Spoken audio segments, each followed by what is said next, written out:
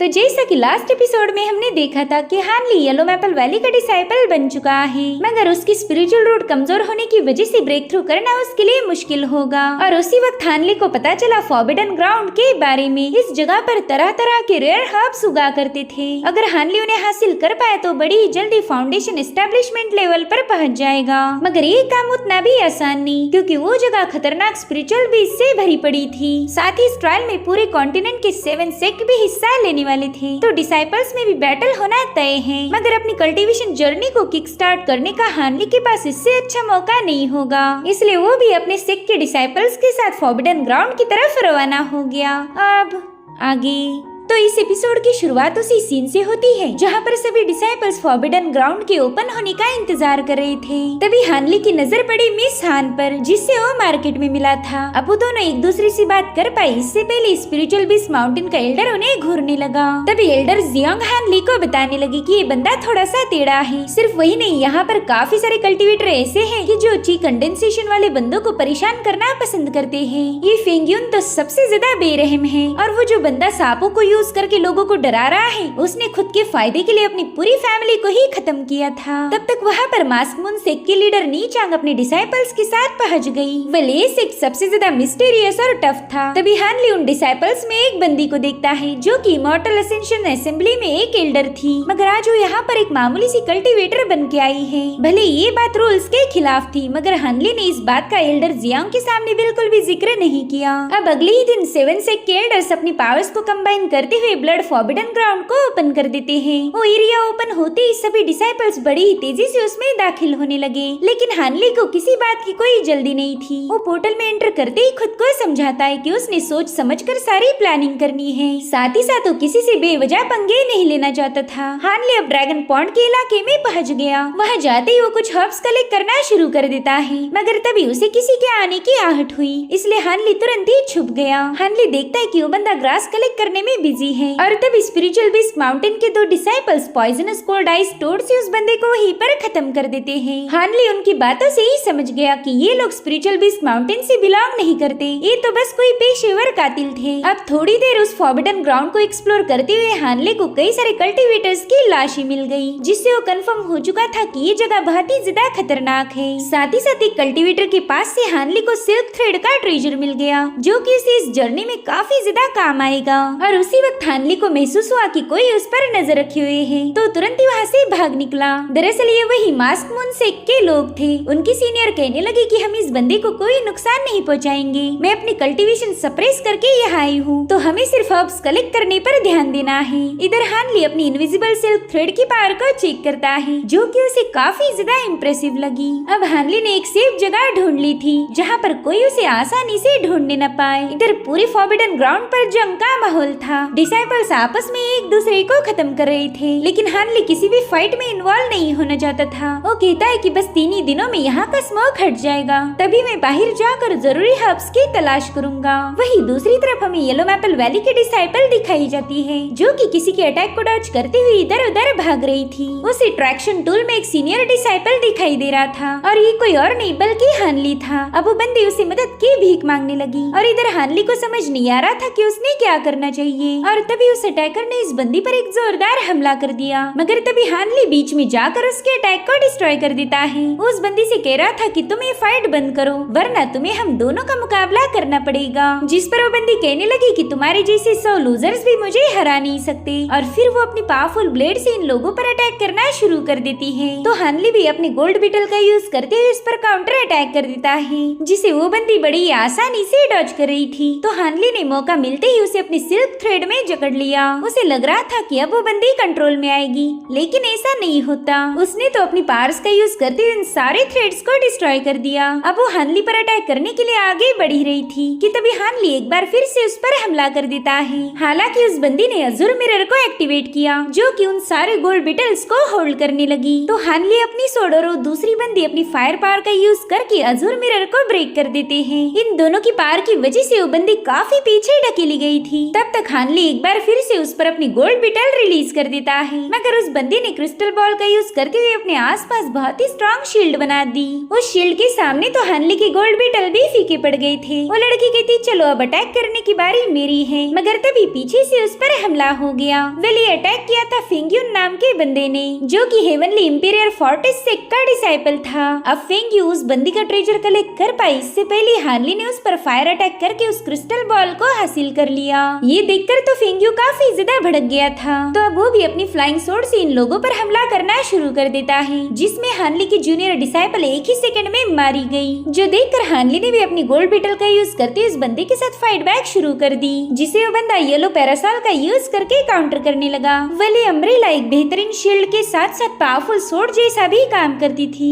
अब उन दोनों के दरमियान हमें जबरदस्त फाइट देखने को मिली। भले ही हानली के अटैक कितने भी पावरफुल क्यों ना हो, वो फेंग्यू के सामने फीका पड़ गया था। तो अब इस बंदे से निपटने के लिए हानली ने अपने थंडर बॉल्स का यूज किया। वो वहाँ पर कई सारे ब्लास्ट कर रहा था, मगर फेंग्यू सबको काउंटर करते हुए सीधा हानली पर कूद जाता है। वो कह रहा था कि तुम्हारे मामूली से वेपन्स मेरा कुछ भी बिगाड़ नहीं सकते। इधर हानली अपनी शील्ड की मदद से उसके अटैक को काउंटर कर रहा था, जिसके बाद मौका मिलते ही हानली ने वहाँ पर थंडर बॉल से जोरदार धमाका कर दिया। इस ब्लास्ट में हानली भी थोड़ा सा घायल हो गया था, मगर उसने फेंग्यू को जलाकर भस्म कर दिया। हानली देखता है कि वहाँ पर फेंग्यू के कुछ ट्रेजर पड़े हुए थे, जिन पर ब्लास्ट का कोई असर नहीं हुआ, जिनमें से एक है गोल्डन पेज और दूसरा था फेंग्यू का बूट, जिसे पहनते ही हानली की स्पीड काफी ज्यादा बढ़ गई थी। अब हानली खुद को संभाल पाई इससे पहले दो डिसाइपल्स उसे देख लेते हैं। वे लोग ब्लास्ट की आवाज सुनकर ही यहाँ आए थे, मगर हानली भागते हुए तुरंत एक जगह जाकर छुप जाता है, जहाँ पर उसकी मुलाकात हुई मिस हान से। अब उन दो डिसाइपल के वहाँ से जाने के बाद मिस हान उसे बताती है कि फॉरेस्ट में आते ही मुझ पर किसी ने जानलेवा हमला किया, साथ ही साथ मेरी स्टोरेज बैग और मैप भी छीन लिया। अब बिना मैप के मैं कहीं जा नहीं सकती, जिस पर हानली उसे बताता है कि अभी जो दो बंदे मेरा पीछा कर रहे थे वो तुम्हारे ही सेक्ट से बिलोंग करते हैं, तो क्यों ना तुम उनके साथ चली जाओ। जिस पर मिस हान जवाब देते हुए कहने लगी कि मैं उन लोगों को नहीं जानती। फॉरबिडन लैंड में आने से पहले हमारे कई सारे डिसाइपल्स को स्ट्रेंजर्स के साथ रिप्लेस किया गया, तो मैं इन नए डिसाइपल्स पर भरोसा नहीं कर सकती। इधर फॉरेस्ट के बाहर सभी एल्डर्स ट्रैकिंग डिवाइस के जरिए अपने डिसाइपल्स को काउंट कर रहे थे।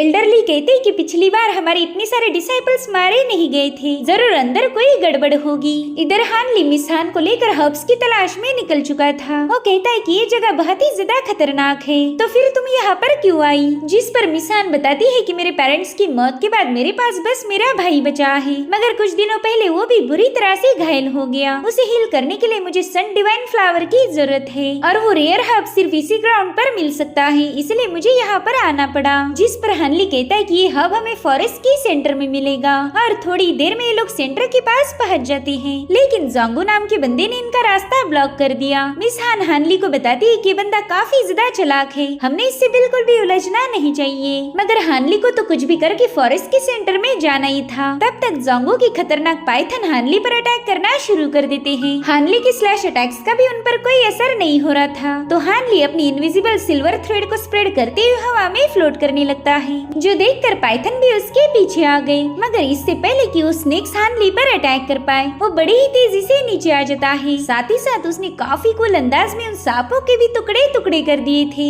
जो देख जोंगो काफी ज्यादा भड़क गया। वो कहता है कि तुमने मेरी स्पिरिचुअल पाइथन को मार दिया, और तुम्हारी हिम्मत तो देखो, यहाँ पर मेरा मुकाबला करने चले आए। क्या तुम्हें पूरा यकीन है कि तुम मुझे हरा पाओगी? वहीं पर मिस हान उससे रिक्वेस्ट कर रही थी कि प्लीज हमें यहाँ से जाने दो, हम तुम्हारे साथ बिल्कुल फाइट नहीं करना चाहते, लेकिन वो बंदा उनकी एक नहीं सुनता। वो कह रहा था कि अगर आगे जाना है तो मेरे साथ फाइट करो, और तभी उसकी नजर पड़ी हानली ने पहने हुए बूट्स पर। वो कहता है कि ये तो फेंग्यू के बूट्स हैं, मगर ये उसने तुम्हारे हवाले क्यों किए? जिस पर हानली कहने लगा कि तुम तो ये अच्छे से जानते होंगे कि फेंग्यू ऐसा बंदा नहीं जो अपने ट्रेजर लोगों में बांटता फिरे। ये सुनकर जोंगो थोड़ा सा शॉक हो गया। वो कहता है कि मुझे तो अभी भी यकीन नहीं हो रहा कि तुम्हारे जैसा लूजर फेंग्यू को मार पाया। तो हानली भी अपनी तलवार उस पर रेस करते हुए कहने लगा कि चलो फिर मुझे चैलेंज करो, मगर जोंगो इसके लिए तैयार नहीं था। वो तुरंत ही अपना रंग बदलते हुए कहने लगा कि देख भाई, मुझे नहीं लगता कि हम दोनों ने फाइट करनी चाहिए, इससे अच्छा तो हमारे जैसे पावरफुल लोगों ने एक दूसरे की मदद करनी चाहिए। एक्चुअली इस जगह का मैप सबके पास अलग अलग है, इतना ही नहीं ग्रेड 7 सेक्ट के पास भी यहाँ का पूरा नक्शा अवेलेबल नहीं है, तो मैं बस तुम्हारे मैप को देखना चाहता हूँ, और बदले में तुम भी मेरे मैप को चेक कर सकते हो। इसलिए बड़ी ही मुश्किल के बाद इन लोगों ने थोड़ा सा भरोसा करके एक दूसरे के मैप चेक किए, और वाकई वो काफी ज्यादा अलग थे। बाद में जोंगो ने भी इन दोनों दोनों को फॉरेस्ट के सेंटर में जाने दिया। हालांकि इन दोनों को अभी भी जोंगू पर यकीन नहीं था। उन्हें पता था कि ये बंदा हमें ऐसे ही जिंदा नहीं छोड़ेगा। इधर मास्क मून सेक की बंदी अपने डिसाइपल्स के साथ एक केव में पहुंच गई थी। वो सबको आगाह करती है कि यहाँ पर जेड क्रोकोडाइल्स है। उन्होंने पिछली बार हमारे सेक के कई सारे डिसाइपल्स को खत्म किया था। तो ये सभी लोग ग्रुप्स बनाकर स्प्लिट हो जाते हैं और उनकी सीनियर सीधा हब के पास पहुंच गई। लेकिन हब को कलेक्ट करते ही उन पर क्रोकोडाइल्स ने अटैक करना शुरू कर दिए। इनके स्लैश अटैक इतने पावरफुल नहीं थे कि उन क्रोकोडाइल को रोक पाए। तो बंदी अपने ब्रेसलेट का यूज करते हुए इन दोनों क्रोकोडाइल्स को खत्म कर देती है। उसका ये आर्टिफैक्ट काफी ज्यादा पावरफुल था। वही दूसरी तरफ जोंगू अपने साथियों को हानली और मिस हान के बारे में बताने लगा। वो कहता है कि येलो मैपल वैली का वो डिसाइपल काफी ज्यादा इंटरेस्टिंग है और मैं अच्छे से जानता हूँ कि वो लोग सन डिवाइन फ्लावर केव की तरफ गए होंगे। तो तुम लोग जल्दी से वहाँ जाकर उनका काम तमाम कर देना। इधर हानली बस सन एंड मून बीड का इंतजार कर रहा था और तभी वो बीड वहाँ से गुजर जाता है। दरअसल इस बीड को मास्क मून सेक के एक्सपर्ट्स ने बनाया था, जिसका यूज करके वो लोग इस फॉरेस्ट में मौजूद मिस्ट को गायब कर सकते हैं। अब इनका रास्ता ऑलमोस्ट क्लियर हो गया था। तो हानली मिस हान को लेकर सीधा उस केव में पहुंच जाता है, जहाँ पर कई सारे हर्ब्स थे और साथ ही साथ वहाँ पर था सन डिवाइन फ्लावर। मगर ये लोग उसे हासिल करने से पहले जोंगू के 2 चमचे वहाँ पर पहुँच गए। हानली इनके साथ फाइट में इन्वॉल्व होना नहीं चाहता था, मगर उसके पास और कोई ऑप्शन भी नहीं। तभी हान उनसे रिक्वेस्ट करती है कि प्लीज हमें ये फ्लावर कलेक्ट करने दीजिए, वरना मेरा भाई मारा जाएगा। मगर वो लोग उसकी एक नहीं सुनते और उन्होंने सीधा मिस हान पर अटैक कर दिया था। मगर हानली ने बड़ी ही तेजी के साथ उनके अटैक को डिस्ट्रॉय कर दिया। अब उन लोगों के पास पॉइजनस डार्ट थे, जो देखकर मिस हान कहती है कि ये हमारे सिक के लोग हो ही नहीं सकते। हमारे सिक का कोई भी डिसाइपल पॉइजन टेक्निक को यूज नहीं करता। जिस पर वो बंदे कहते हैं कि तुम दोनों भी कुछ ही पलों के मेहमान हो, तो हम कौन है ये जानने की कोशिश मत करो। और तभी हानली ने फायरबॉल से इन पर अटैक करना शुरू कर दिए। वो लोग भी हानली के हर एक अटैक को काउंटर कर रहे थे, लेकिन हानली के फायरबॉल के सामने उनकी एक न चली। और फिर क्या, थोड़ी देर में वो दोनों भी मारे जाते हैं। साथ ही साथ सन डिवाइन फ्लावर भी इन लोगों ने कलेक्ट किया था। मिस यूजी हान तो ये सब देखकर काफी ज्यादा खुश हो गई। अब वो इस जर्नी को कंटिन्यू नहीं करना चाहती थी, क्योंकि उसे पता है कि वो खुद के साथ साथ हानली को भी फंसा देगी। इसलिए वो हानली का शुक्रिया अदा करके वहाँ से वापस जाने का फैसला लेती है। हानली भी उसकी मदद करके काफी ज्यादा खुश था। इधर हानली को अभी भी कुछ हर्ब्स की तलाश थी, जिसमें है स्पिरिचुअल डिवाइन फ्रूट और चार्ल्स डनी मशरूम। इसीलिए वो स्टोन हॉल की तरफ रवाना हो गया। उसी एरिया में मास्क मून क्लैन के लीडर भी पहुंच चुकी थी। इधर हानली स्टोन हॉल को एक्सप्लोर कर ही रहा था कि तभी उसे किसी की आहट हुई, इसलिए वो तुरंत ही हॉल में छुप जाता है। उसी हॉल में जोंगू भी मौजूद था। वेल, इसका प्लान है इन सभी लोगों को इसी हॉल में ट्रैप करके खत्म कर देना। वही दूसरी तरफ हानली उस जगह पहुंच गया जहाँ पर उस स्पिरिचुअल ट्रेजर रखा हुआ था, लेकिन इन लोगों के होते हुए वो इस ट्रेजर को हासिल नहीं कर सकता, इसलिए वो छुपकर इन सबको नोटिस करने लगा। इधर सभी डिसाइपल्स ने फॉर्मेशन सेटअप कर दिए थे, मगर तभी वहाँ पर एक बहुत बड़ा पाइथन इन पर अटैक करने लगा, जिससे ना ही इन लोगों की फॉर्मेशंस रोक पा रही थे और ना ही उस बंदी का ब्रेसलेट। वहीं पर हानली को पूरा यकीन था कि ब्लैक स्केल पाइथन नहीं हो सकता, इसी वजह से तो ये लोग इसे आसानी से मार नहीं पा रहे। तब तक उस एरिया के पास जोंगू भी पहुंच जाता है। वो एक टेलिस्मान के जरिए उस एरिया को पूरी तरह से सील कर चुका था, ताकि ये लोग बाहर ही ना आ पाए। वही दूसरी तरफ वो बंदी अपने डिसाइपल्स को बता रही थी कि ब्लैक स्केल पाइथन नहीं बल्कि ब्लैक ड्रैगन है, हमें इससे बच के रहना होगा। और तभी वो ब्लैक ड्रैगन इन पर अटैक करना शुरू कर देता है, जो कि इतना ज्यादा खतरनाक था कि इनकी शील्ड भी तुरंत ही ब्रेक हो गई। साथ ही उस ड्रैगन के अटैक में मास्क मून सेक के कई सारे डिसाइपल्स मारे गए, लेकिन उस ड्रैगन ने एक काम अच्छा किया था कि डिसाइपल्स को मारने के चक्कर में वो वहाँ लगा सील भी हटा देता है। अब वहाँ पर बस वो बंदी ही जिंदा बची थी, तो ब्लैक ड्रैगन ने उसका पीछा करना शुरू कर दिया। उस ड्रैगन से बचते हुए वो बंदी हानली को भी देख लेती है। वो उससे कह रही थी कि जल्दी से बाहर आकर मेरी मदद करो, वरना बाद में तुम भी मारे जाओगे। और तभी वो वहाँ के पेड़ों से टकराकर नीचे गिर गई। ब्लैक ड्रैगन उसे मारने के काफी ज्यादा करीब था, मगर तभी हानली अपनी शील्ड का यूज करते उस ड्रैगन को रोकने लगा, जिसके बाद वो गोल्ड बीटल का यूज करते उस पर हमले करना शुरू कर देता है। मगर उस ड्रैगन की स्किन काफी ज्यादा टफ थी, जिसके चलते हानली उसे घायल नहीं कर पाया। तो अभी दोनों भी वहाँ से भागना शुरू करते हैं। ड्रैगन पर इनके कोई अटैक काम नहीं कर रहे थे। तो फाइनली हानली ने अपनी गोल्ड बीटल का यूज करते हुए वहाँ के एक बहुत बड़े स्टोन पिलर को उसके ऊपर गिरा दिया, जिसके चलते वो ड्रैगन वहीं पर बेहोश हो गया था। और ये सब देखकर वो सीनियर भी हानली से काफी ज्यादा इम्प्रेस हो गई। मगर थोड़ी देर में वो ड्रैगन स्टोन पिलर को हटाने लगा, जो देख हानली उससे कहता है कि तुम बस थोड़ी देर इसे रोक के रखो, तब तक मैं अपने एक स्पेशल टेलिस्मान को एक्टिवेट करता हूँ। अब वो यहाँ से वहाँ भागते हुए एक सेफ जगह ढूंढने लगा। वही दूसरी तरफ तरफ वो बंदी अपने ट्रेजर का यूज करके उस ड्रैगन को ट्रैप कर देती है। इधर हानली अपने टैलिस्मान के जरिए गोल्डन ब्रिक को एक्टिवेट कर देता है, मगर उस टैलिस्मान का यूज करने के लिए ढेर सारी स्पिरिचुअल पावर की जरूरत थी, तो हानली चाहकर भी उसे एक्टिवेट नहीं कर पा रहा था। इधर उस बंदी की ताकत भी उस ड्रैगन के सामने फीकी पड़ गई, जिसके चलते वो आजाद हो गया था। अब वो ब्लैक ड्रैगन उस बंदी पर फाइनल अटैक करने के लिए उसके सामने पहुंच गया, मगर तब तक हानली ने अपना काम कर दिया। उसकी गोल्डन ब्रिक बड़ी ही तेजी से आकर उस ब्लैक ड्रैगन को एक ही हिट में खत्म कर देती है। साथ ही साथ वो टैलिस्मान भी अपना काम पूरा करके हानली के पास आ जाता है। इधर उस मास्क वाली बंदी उस ड्रैगन की सोल और अपना ब्रेसलेट कलेक्ट कर लेती है। वो कह रही थी कि ये ड्रैगन अब तुम्हारा है, जिस पर हानली जवाब देते हुए कहने लगा कि इस ड्रैगन की खाल आर्मर बनाने के लिए एक बहुत ही अच्छा मटेरियल साबित होगी। तो बंदी ड्रैगन बॉडी के और भी यूजेस हानली को बताने लगी। वो कह रही थी कि तुम इसके हॉर्न्स और क्लॉस से मैजिकल टूल बना सकते हो। इसका ब्लड भी एलिक्सर्स की रिफाइनिंग के लिए सबसे बेस्ट है। तो हानली तुरंत ही उस ब्लैक ड्रैगन पर एक कट मार देता है। उसके अंदर उसे एक कोर मिली थी। तो हानली उस बंदी से पूछने लगा कि आखिर ये क्या है? मेरे ख्याल से इसकी ये डिमोनिक कोर होगी। तो बंदी तुरंत ही जाकर उस कोर को चेक करने लगी, लेकिन जब तक वो समझ पाए कि ये क्या है, तब तक वो कोर वहाँ पर अपनी पावर्स रिलीज कर चुकी थी। ये दोनों भी उस कोर की चपेट में आ गए। इन्हें एक अजीब सी फीलिंग महसूस होने लगी थी, जिसके बाद अचानक से ये दोनों एक दूसरे को किस करने लगे। इनका खुद पर कोई कंट्रोल था ही नहीं और फाइनली ये दोनों इंटीमेट हो जाते हैं। कुछ घंटों बाद जब हानली की नींद खुली तो तुरंत ही अपने कपड़े पहन लेता है। उसे समझ नहीं आ रहा था कि उसने ये सब क्या कर दिया। तभी वो बंदी उसे बताती है कि दरअसल वो डिमोनिक कोर ना होकर ब्लैक ड्रैगन के टेस्टिकल्स थे। अगर वो किसी फीमेल के कांटेक्ट में आए तो मधुहोशी की अजीब सी एनर्जी रिलीज करते हैं। तो हमारे बीच जो कुछ भी हुआ वो बस एक एक्सीडेंट था, इसलिए तुम इसे एक सपना समझकर भूल जाओ। तो हानली भी उसकी हाँ में हाँ मिला देता है। अब उस बंदी ने वहाँ का बॉक्स कलेक्ट कर लिया और हानली ने ढेर सारे हर्ब्स जमा करना शुरू कर दिए। यहाँ पर उसे काफी सारे रेयर हर्ब्स मिल गए थे, जो कि ब्रेक थ्रू करने में उसकी मदद करेंगे। इधर उस बंदी को भी हानली काफी ज्यादा इंटरेस्टिंग लगा, लेकिन ये बात वो हानली के सामने बिल्कुल भी शो नहीं कर रही थी। अब ठीक 3 दिन गुजरने के बाद फॉरबिडन लैंड क्लोज होने का वक्त हो चुका था, जिस वजह से एल्डर्स ने वहाँ मौजूद बैरियर को तुरंत ही ओपन कर दिया और हम देख पाते हैं कि जिंदा बचे हुए सारे डिसाइपल्स 1 बाय 1 बाहर आ चुके हैं। वहीं पर हम एल्डर ली हुआ के चेहरे पर टेंशन क्लियरली देख पाते हैं, क्योंकि उन्होंने एल्डर फुई उनके साथ शर्त लगाई थी। इधर बंदी हानली से कह रही थी कि हमारे दरमियान जो कुछ भी हुआ तुम उसे भूल जाओ, ये बात गलती से भी किसी के साथ शेयर मत करना। तो हानली उससे प्रॉमिस करता है कि ये बात वो हमेशा अपने दिल की गहराइयों में छुपा कर रखेगा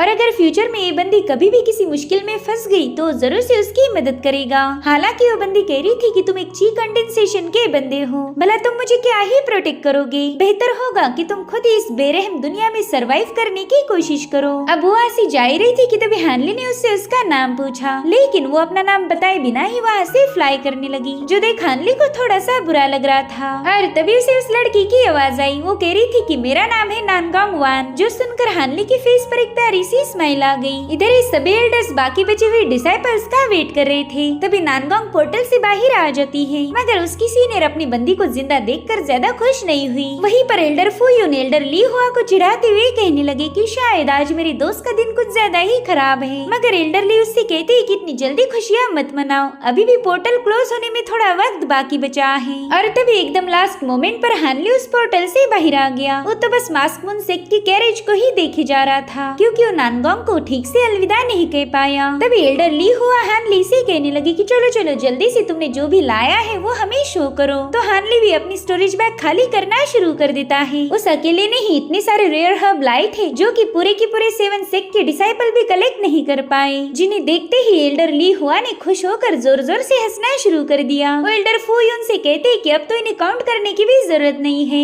क्योंकि हम क्लियरली बता सकते हैं कि आप बेट हार चुके हो। चलो अब जल्दी से मेरे ब्लड ड्रैगन की इनर कोर मुझे दे दो। एल्डर फुयून तो ये देना भी नहीं चाहते थे, मगर बेट लगाई है तो पूरी भी करनी पड़ेगी। इस इनर कोर को हासिल करके एल्डर ली हुआ काफी ज्यादा खुश थे। वो हानली से कहते बच्चे पाइथन पर तुम मेरे पास रुक जाना। तो हानली भी उनकी बात मान जाता है। एल्डर ली कह रही थी कि हानली तुमने काफी अच्छा काम किया है, इसलिए मैं तुम्हें वापस लौटने के बाद अजुरिसन सोर्ड मैनुअल रिवॉर्ड दूंगा। साथ ही साथ वो हानली को उनका डायरेक्ट डिसाइपल बनने का भी ऑफर देते हैं, जिसे हानली ने तुरंत ही एक्सेप्ट कर लिया। लेकिन वो मास्टर को एक और बात की रिपोर्ट करता है। वो कह रहा था कि स्पिरिचुअल बीस्ट माउंटेन के डिसाइपल्स हमेशा स्पिरिचुअल बीस्ट का यूज करके ही फाइट करते हैं, मगर उनमें से कुछ लोग पॉइजनस वेपन का इस्तेमाल कर रहे थे। ये सब सुनकर तो एल्डर ली हुआ को भी थोड़ा सा टेंशन आ गया, मगर वो हानली की इस खबर को अप्रिशिएट करते हुए कह रहे थे कि बस कुछ समय के लिए इस बात को सीक्रेट रखो। अब सेक्ट में वापस आने के बाद हानली ने फाउंडेशन एस्टेब्लिशमेंट के लिए एलिक्सर बनाना शुरू कर दिए। उसके स्पिरिचुअल रूट्स इतने स्ट्रॉन्ग नहीं थे, जिस वजह से उसे लगभग 10 एलिक्सर स्पिल की जरूरत पड़ेगी। साथ ही साथ उसे इस बात का भी खतरा था कि जब वो उन्हें रिफाइन करेगा तब उसमें से कई सारी पिल्स अपने आप वैनिश हो जाएगी। इसलिए हानली ने फॉरबिडन लैंड से जितने भी हर्ब्स कलेक्ट किए थे उन सबको यूज किया। ये उसके पास ब्रेक थ्रू करने का आखिरी मौका था, तो कई सारी पिल्स बनाकर उन्हें रिफाइन करने के लिए अर्थ फायर रूम चला गया। ये वो जगह है जहाँ पर डिसाइपल्स कुछ स्पिरिचुअल स्टोन्स देकर यहाँ लगे फर्नेस का यूज कर सकते हैं। तो हानली ने भी वहाँ पर मौजूद एक फर्नेस रूम रेंट पर ले ली। अब वो तुरंत ही वहाँ लगी फर्नेस में उसने बनाई हुई पिल्स को डालकर उसे रिफाइन करना शुरू कर देता है, लेकिन इसमें उसे काफी ज्यादा वक्त लग रहा था और शुरू की कुछ पिल तो फर्नेस के बाहर आते ही डिस्ट्रॉय हो गई, जो देखते ही हानली थोड़ा सा घबरा गया क्योंकि ये उसके पास आखिरी मौका था। जिसके बाद हानली ने कई सारे एलिक्सर पिल्स प्रॉपर्ली रिफाइन कर ली। इसमें उसे काफी दिन लग गए थे और फिर वो उन्हें कंज्यूम करके कल्टीवेशन करना स्टार्ट कर देता है। उसे अपने कोर में काफी ज्यादा गर्माहट फील हो रही थी। साथ ही साथ उसे ऐसा लग रहा था कि मानो उसकी बॉडी पर लाखों चींटियां रेंग रही हो। और फिर थोड़ी देर बाद उसकी बॉडी अचानक से शांत होने लगी। उसे महसूस हो रहा था कि उसकी बॉडी पूरी तरह से क्लींस हो गई है। साथ ही साथ उसकी बोन मैरो भी रिफाइन हुई थी। अब ऐसे ही कई दिन बीत जाते हैं और अब हानली के पास बस एक ही पिल बाकी बची थी। इस बार उसे कुछ भी करके सक्सेसफुल होना ही है। उसके लिए तो सिचुएशन ऐसी थी नाउ और नेवर। तो अब हानली ने उस पिल को भी कंज्यूम कर लिया। उसे ऐसा फील हो रहा था कि उसकी बॉडी में यूनिवर्स की सारी पावर समा रही हो और तभी एक पावरफुल वेव उसकी बॉडी से रिलीज हो जाती है, जिससे तो वहाँ मौजूद गार्ड भी थोड़ा सा डर गया था। इधर हानली ने फाइनली फाउंडेशन एस्टेब्लिशमेंट लेवल पर ब्रेक थ्रू कर लिया था, मगर अचानक से ही हानली बेहोश हो गया। वो काफी दिनों से एक ही जगह पर बैठा हुआ था। साथ ही साथ उसने काफी सारे पिल कंज्यूम करने की वजह से उसकी स्पिरिचुअल एनर्जी भी लीक होने लगी थी। तो जल्दी से अज़ूर एसेंस मैनुअल को बाहर निकाल कर उसकी कल्टीवेशन मेथड का यूज करने लगा। सिर्फ यही एक ऐसी मेथड है जिसका यूज करके बॉडी में स्पिरिचुअल एनर्जी का सप्लाई तेजी से हो सकता था। तो हानली उस मैनुअल को स्टडी करते हुए उसकी चारों लेवल को मास्टर कर लेता है। उसके ऐसा करते ही उसकी खोई हुई सारी एनर्जी वापस हासिल हो चुकी थी। अब हानली तुरंत ही उस फायर रूम से सीधे अपने सेक्ट में वापस चला गया। तभी उसकी मुलाकात हुई एल्डर वू से। वो कह रही थी, हानली आज के बाद तुम मुझे एल्डर नहीं बल्कि बड़े भाई बुलाओगे। तुमने तो बड़ी ही जल्दी फाउंडेशन एस्टेब्लिशमेंट लेवल पर ब्रेक थ्रू किया। साथ ही साथ मास्टर ली हो कि भी तुम डिसाइपल बने हो। मगर हानली कभी खुद क्रेडिट नहीं लेता। वो कहता है, बड़े भाई मेरी बस किस्मत अच्छी थी इसलिए ये सब हो पाया, लेकिन मेरी स्किल्स अभी भी वीक है। मैंने बस अज़ूर सोर्ड मैनुअल के 4 लेवल ही मास्टर किए हैं। जिस पर एल्डर वो बता रहे थे कि अज़ूर सोर्ड मैनुअल खासकर इमॉर्टल्स का बुक है। आमतौर पर हमारे डिसाइपल बस इसके 3 लेवल तक ही सीखते हैं, क्योंकि चौथी लेवल तुम्हारी बॉडी की स्पिरिचुअल एनर्जी को ड्रेन करेगी। साथ ही साथ वो मैनुअल कंप्लीट भी नहीं है, उसका आधा हिस्सा मिसिंग था। अगर वो आधा हिस्सा तुम्हें मिल जाए तो तुम्हारी पावर्स बाकी डिसाइपल के मुकाबले काफी ज्यादा बेहतरीन होगी। तो हानली सीनियर वो की गाइडेंस के लिए उनका शुक्रिया अदा करके सीधे सेक्ट लीडर के पास पहुंच गया। सेक्ट लीडर तो हानली की बहुत ज्यादा तारीफ कर रहे थे। वो कहते हैं कि तुमने फॉरबिडन ग्राउंड से सबसे ज्यादा हर्ब हासिल किए। साथ ही साथ तुम्हारे स्पिरिचुअल रूट कमजोर होकर भी तुमने फाउंडेशन बिल्ड किया। ऐसा मिरेकल हजारों सालों में कोई एक बंदा ही कर पाता है। जिस पर हानली उनका शुक्रिया अदा करते हुए कहने लगा कि सीनियर मेरी तो बस किस्मत अच्छी थी। तो मास्टर हानली को कुछ फ्लैग्स देकर कहने लगे कि येलो मैपल वैली के फॉर्मेशन फ्लैग्स हैं। तुम कोई भी लोकेशन चूज करके वहाँ अपनी केव बना सकते हो और ये फ्लैग्स तुम्हारी केव को प्रोटेक्ट करेंगे। साथ ही एक अच्छी केव ढूंढने में स्पिरिचुअल बीस्ट काइलिन तुम्हारी मदद करेगा। तो हानली तुरंत ही अपनी केव ढूंढने निकल पड़ा और तभी एक बंदी हानली से बात करने पहुंच गई। उससे पूछ रही थी कि क्या तुमने लूफेंग को मारा था। दरअसल ये वही बंदी है जिसकी हानली ने इज्जत बचाई थी, मगर हानली इसके लिए साफ मना कर देता है। मिस चेन कहने लगी कि भले ही तुम इस बात को मानो या ना मानो, मैं अच्छे से जानती हूँ कि उस रात तुम्ही ने मेरी जान बचाई थी। वहीं दूसरी तरफ हम जो मुरेन जो कि हानली का फर्स्ट मास्टर था उसकी बेटी को देखते हैं, जो कि हानली को काफी ज्यादा मिस कर रही थी। हानली ने उससे प्रॉमिस किया था कि वो जल्दी वापस आएगा, मगर अभी तक हानली अपना वादा पूरा नहीं कर पाया। इधर हानली काइलिन नाम के चूहे को फॉलो करते हुए अपने नए घर की तलाश करने लगा। काइलिन ने उसके लिए एक बेस्ट केव ढूंढ के दी थी, जहाँ पर एक स्पिरिचुअल स्प्रिंग भी थी। ये अपने आप में ही एक बहुत रेयर बात है, इसलिए हानली काइलिन का लाड करते हुए इसे थैंक्स बोलने लगा। साथ ही साथ हानली ने वहाँ पर 2 फॉर्मेशन फ्लैग भी सेटअप किए थे। अब वो काइलिन को एक स्पिरिचुअल पिल खिलाकर वहाँ से भेज देता है, मगर उस चूहे ने उसे शो किया कि फ्लैग फॉर्मेशन किसी काम का नहीं। वो फ्लैग फॉर्मेशन तो एक चूहे को भी रोक नहीं सकते थे, तो भला एक इंसान को क्या ही रोकेगा। इसलिए हानली डिसाइड करता है कि वो मार्केट जाकर कोई अच्छा सा फॉर्मेशन परचेस करेगा ताकि वो अपनी केव को प्रोटेक्ट कर पाए। तो हानली बॉर्डर टाउन में पहुंच गया। वहाँ जाते ही तभी उसे पता चला कि यहाँ का एक शॉपकीपर बहुत ही बेहतरीन से फॉर्मेशन सेल करता है, मगर उसे मिलेनियम हब की तलाश थी और वो हब इतना ज्यादा रेयर है कि आज तक कोई भी उसकी ये डिमांड पूरी नहीं कर पाया।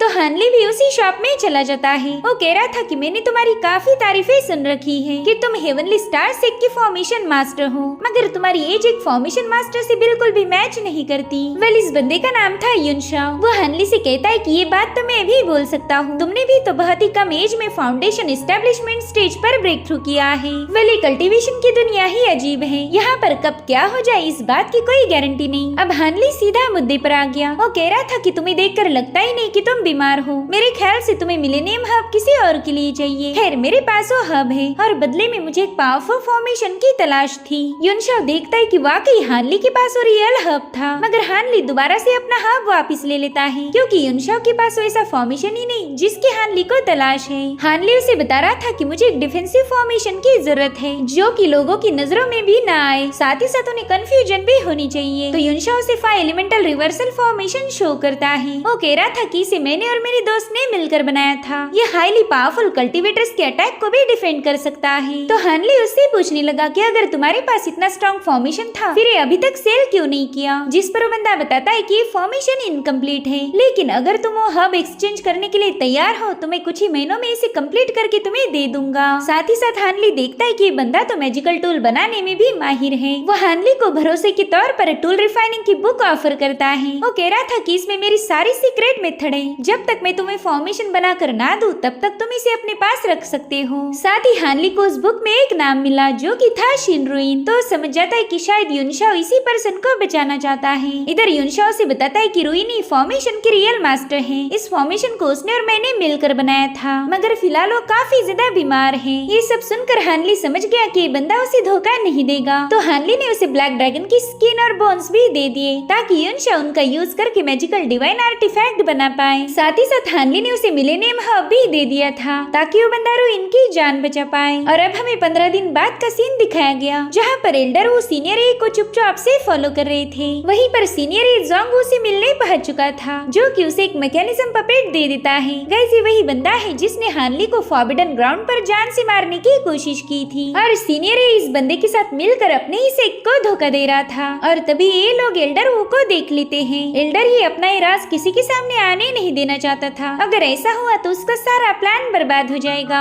इसलिए वो तुरंत ही अपने मैकेनिज्म के बने हुए लेपर्ड को उनके पीछे लगवा देता है। वही दूसरी तरफ हानली युनशाओ से मिलने पहुंच चुका था। युनशाओ ने ब्लैक ड्रैगन के बॉडी पार्ट से काफी सारे डिवाइन आर्टिफैक्ट प्रिपेयर कर लिए थे जो देख हानली काफी ज्यादा इम्प्रेस हो गया। साथ ही युनशाओ भी मिलेनियम हर्ब्स के लिए हानली को थैंक्स बोल रहा था क्योंकि फाइनली उसकी गर्लफ्रेंड की जान अब खतरे से बाहर थी। साथ ही वहाँ पर हानली को एक शील्ड टैलिस्मान भी मिल गया जो कि युनशाओ ने किसी और के लिए बनाया था, लेकिन वो बंदा कभी उसे वापस लेने आया ही नहीं। इसलिए युनशाओ ने वो शील्ड टैलिस्मान हानली को गिफ्ट किया। इस टैलिस्मान की मदद से वो फॉर्मेशन को रिचार्ज भी किया जा सकता था, जिसके बाद हानली ब्लैक ड्रैगन के क्लॉ और फिन से बने हुए आर्टिफैक्ट को बाहर निकाल लेता है जो कि एक डिवाइन विंड बोट थी। ये इतनी ज्यादा तेज थी कि हवा से भी बातें करे। तो हानली इसकी सवारी करके काफी ज्यादा खुश हो गया और उसी वक्त हानली को एल्डर ए के छोड़े हुए डिमोनिक पपेट नजर आए जो कि सीनियर वो का पीछा कर रहे थे। एल्डर ए उनसे कह रहा था कि अब तुझे सब कुछ पता चल चुका है तो तुझे मारने के अलावा मेरे पास और कोई चारा नहीं। सीनियर वो चाहकर भी इस पपेट के आर्मीज का अकेले मुकाबला नहीं कर सकता था और इसी दरमियान ये ने उस पर पावरफुल अटैक कर दिया। वो कहता है कि इतने सालों से तू मेरी आंखों में चुभ रहा था और आज फाइनली मुझे तुझे मारने का मौका भी मिल गया। जिस पर सीनियर वो कहने लगे कि मेरे जैसे नेक बंदे हमेशा तेरी आंखों में चुभते आए हैं। जो सुनते एल्डर ए ने सीनियर वो पर एक जोरदार अटैक कर दिया जिसमें वो बुरी तरह से घायल हो गए, मगर तभी हानली ऊपर से उन पपेट्स पर अटैक करना शुरू कर देता है। एल्डर ए तो हानली को देखकर काफी ज्यादा भड़क गया। वो कह रहा था अच्छा हुआ कि तू आज खुद ही यहाँ मरने के लिए चला आया। जिसके बाद वो हानली पर भी हमले करना शुरू कर देता है जिन्हें हानली जैसे तैसे डॉज करने लगा। वहीं पर सीनियर वो हानली से कहते कि तुम जल्दी से यहाँ से सेक लीडर के पास चले जाओ, उन्हें बता देना कि मास्टर ये गद्दार है। वो स्पिरिचुअल बीस्ट माउंटेन सेक के साथ मिलकर कुछ बड़ी प्लानिंग कर रहा है, मगर हानली सीनियर वो को अकेला छोड़कर जाना नहीं चाहता था। तब तक सारे पपेट्स ने एक साथ मिलकर सीनियर वो पर अटैक कर दिए, लेकिन हानली ने समय रहते वहाँ पर एक शील्ड बना ली थी। साथ ही साथ वो कई सारे पपेट्स को भी निपटा देता है और फिर मौका मिलते ही उसने सीनियर वो को विंड बोट में खींच लिया। ये लोग एल्डर ए के सारे अटैक को डॉज करते हुए सीधे हानली की केव की तरफ रवाना हो गए। हानली उन्हें बताता है कि मेरे पास काफी सारे एलिक्जर्स है जो जो कि आपको फटाफट से हील कर देंगे। मगर सीनियर वो कहते कि हमारे पास ज्यादा वक्त नहीं बचा, तुम जल्दी से सेक लीडर जोंग के पास जाकर इस बात की रिपोर्ट करो। दरअसल 100 सालों से जू कंट्री का 6 devil dao sect yellow maple valley को कंट्रोल करना चाहता था, मगर वो कभी कामयाब नहीं हुए। हालांकि इस बार कहानी कुछ अलग थी। एल्डर ये और जोंगू इसी 6 डेविल सेक्ट के जासूस है। सीनियर वू को ये भी शक था कि इन्होंने दूसरे सेक्ट में भी अपनी जासूसों को सेट किया होगा, इसलिए वो चाहती थी कि इन जासूसों को जल्दी से पकड़ा जाए, वरना इस कॉन्टिनेंट के सभी 7 सेक्ट बर्बाद हो जाएंगे। इधर हानली उन्हें लेकर सीधे अपने केव के पास पहुंच गया। वो पहला सीनियर वू की जान बचाना चाहता था। साथ ही साथ हानली को पता था कि मास्टर ये यहाँ पर जरूर आएगा, तो युनशाओ ने दिया हुआ आधा अधूरा फॉर्मेशन सेटअप करना शुरू कर देता है। मगर वो फॉर्मेशन फुल्ली एक्टिवेट हो पाई इससे पहले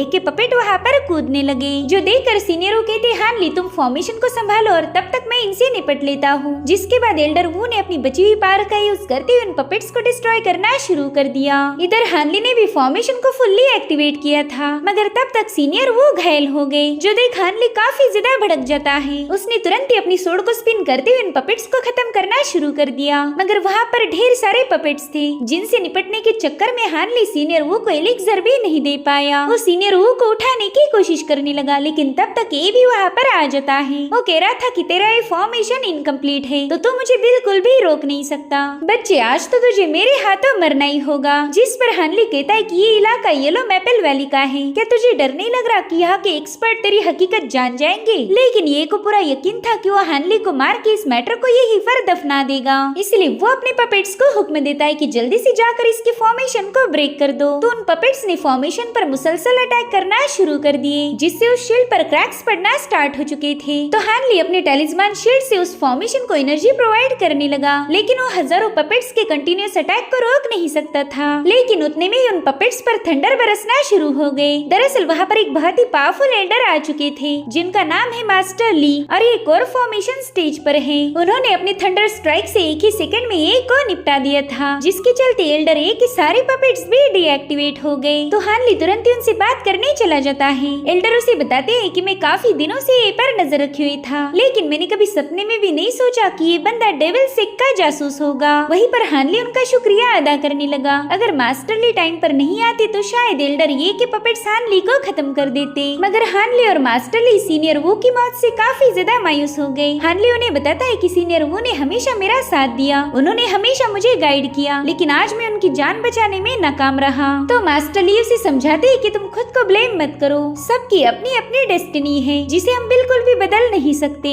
तुमने अपनी तरफ से पूरी कोशिश की थी, इसलिए बस अब अपने मार्शल ब्रदर को अलविदा कह दो। अब मास्टर ली के वहाँ से जाने के बाद हानली एल्डर ए का बटवा उठा लेता है, जिसमें उसे डेवलपमेंट टेक्निक मिली, और इसी का यूज करके एल्डर ए उन पपेट्स को कंट्रोल कर रहा था। बाद में हानली ने सीनियर वो के फाइनल रिचुअल्स पूरे किए। वो कहता है सीनियर मैंने आपके लिए माउंटेन पर एक स्पेशल जगह चूज की है, ताकि आप हमेशा यहाँ से माउंटेन के बेस्ट नजारे देख पाओ। अगर आप मुझे फॉर्मेशन सेटअप करने नहीं बोलते तो शायद मैं मारा जाता, मगर आपने अपनी जान जोखिम में डालकर मुझे प्रोटेक्ट किया, और आपका ये एहसान मैं जिंदगी भर नहीं भूलूंगा। आप हमेशा मेरी यादों में जिंदा रहोगे। जिसके बाद हानली उन्हें अलविदा कहकर वहाँ से चला गया, और इसी के साथ एपिसोड यहीं पर एंड हो जाता है। Thank you so much for watching. Bye bye, take care.